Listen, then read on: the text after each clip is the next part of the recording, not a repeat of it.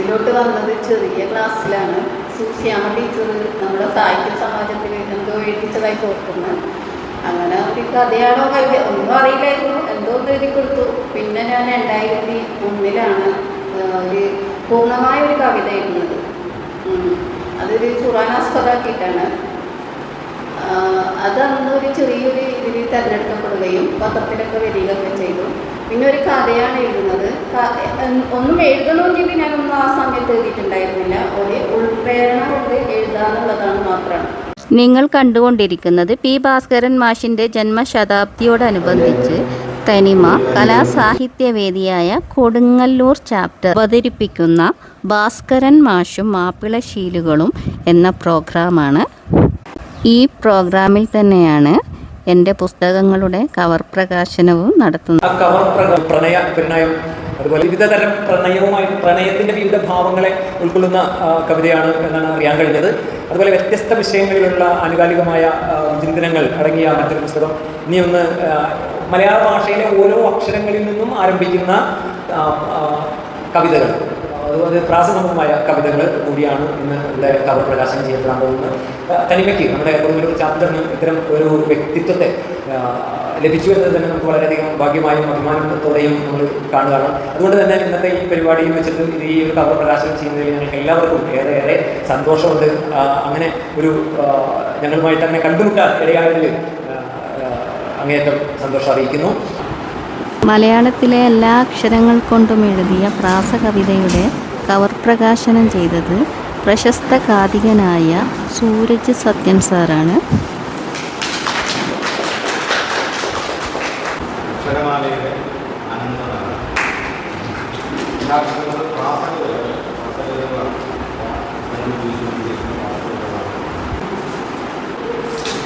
അതുപോലെ ഉജ്ജ്വല ജലധി തരംഗ എന്ന വ്യത്യസ്തമായ വിഷയങ്ങൾ ആസ്പദമാക്കി എഴുതിയ കവിത തനിമയുടെ പ്രധാനപ്പെട്ട ഭാരവാഹികൾ ചെയ്തു. വേറൊന്നുണ്ടായിരുന്നത് പ്രണയ പരിണായമാണ്.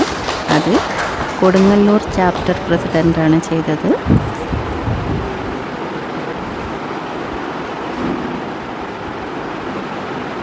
കൂടെ ഇക്കയുമുണ്ടായിരുന്നു.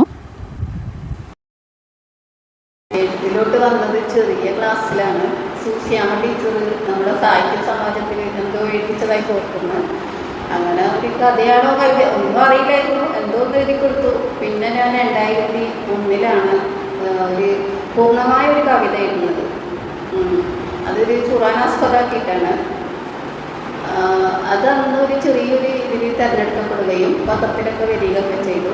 പിന്നെ ഒരു കഥയാണ് എഴുതുന്നത്. ഒന്നും എഴുതണമെങ്കിൽ ഞാനൊന്നും ആ സമയത്ത് എഴുതിയിട്ടുണ്ടായിരുന്നില്ല. ഒരു ഉൾപ്രേരണ കൊണ്ട് എഴുതാനുള്ളതാണ് മാത്രമാണ്.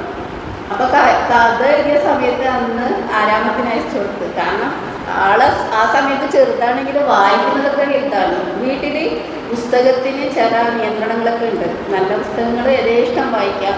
കഥ എഴുതിയിട്ട് ആരാമത്തിന് അയച്ചു കൊടുത്തപ്പോൾ 3 മാസം കൊണ്ട് വരുന്ന 10 വരെ ഇത് വന്നു. ചെറിയ പ്രായമാണ്, ഭയങ്കര സന്തോഷം. വലിയ ബുക്കാണ്. നമ്മളെ സംബന്ധിച്ചിടത്തോളം ആരാമെന്ന് കുറച്ച് വലിയ ബുക്കാണ്. അപ്പോൾ പിന്നെ 3 മാസം കാണുന്നു ജസ്റ്റ്. അന്ന് എന്തോ അത് വന്നില്ല. അന്നൊരു ചെറിയ എന്താ പറയുക, വലിയ പ്രയാസം തോന്നിയിട്ടില്ലെങ്കിലും കാത്തിരുന്നല്ലോ.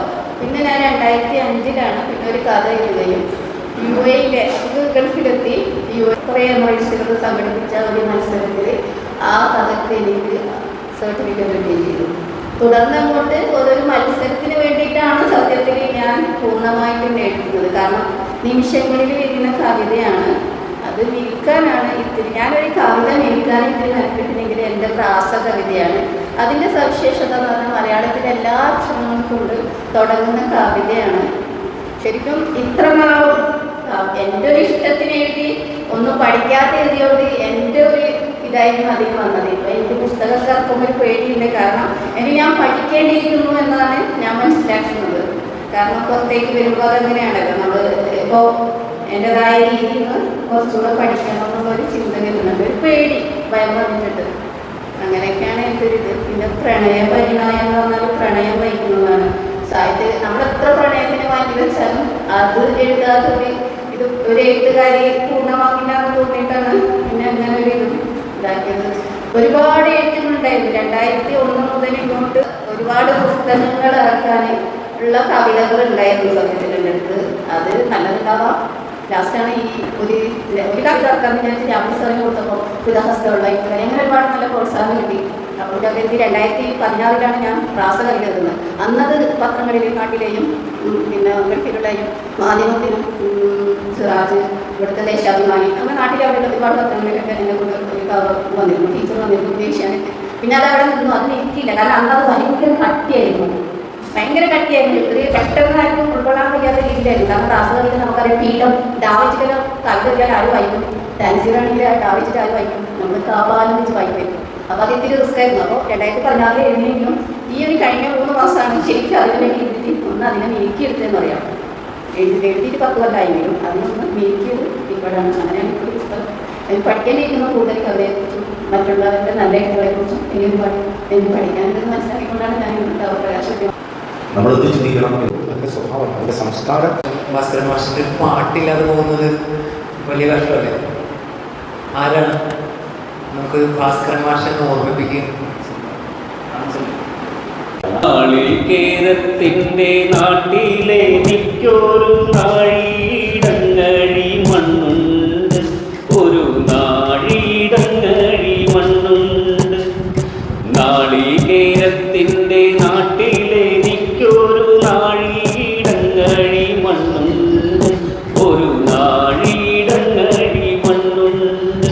അതിൽ നാരായണ കിളിക്കും എല്ലാരും ചൊല്ലണം, എല്ലാരും ചൊല്ലണം, കല്ലാണ്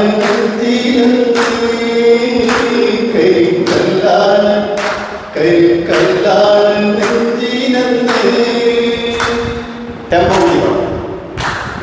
എല്ലാരും ചൊല്ലണം, എല്ലാരും ചൊല്ലണം, കല്ലാണ് നെഞ്ചിനെന്ന്. കല്ലാണ് നെഞ്ചിനെന്ന്.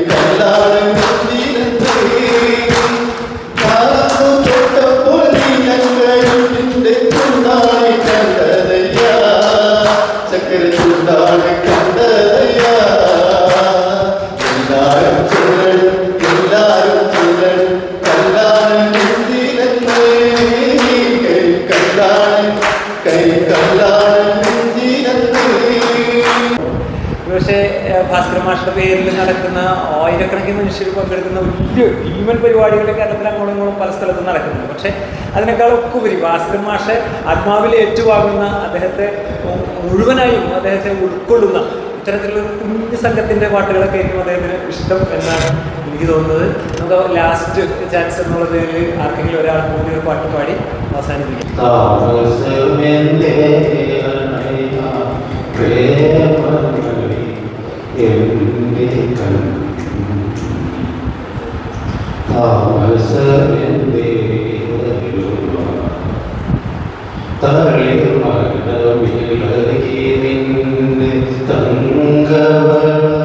കിളങ്ങിയല്ലോ കടവിൽ നിന്ന് പാദസരം കുലുങ്ങിയല്ലോ പാലൊടി ചന്ദ്രികയിൽ പിൻമന്ദഹാസം കണ്ടുവല്ലോ പാലൊടി ചന്ദ്രികയിൽ പിൻമന്ദഹാസം കണ്ടുവല്ലോ പാതിരാത്തിൽ നിന്റെ പട്ടുമാകിളി പാതിരാത്തിൽ നിന്റെ പട്ടുമാകിളി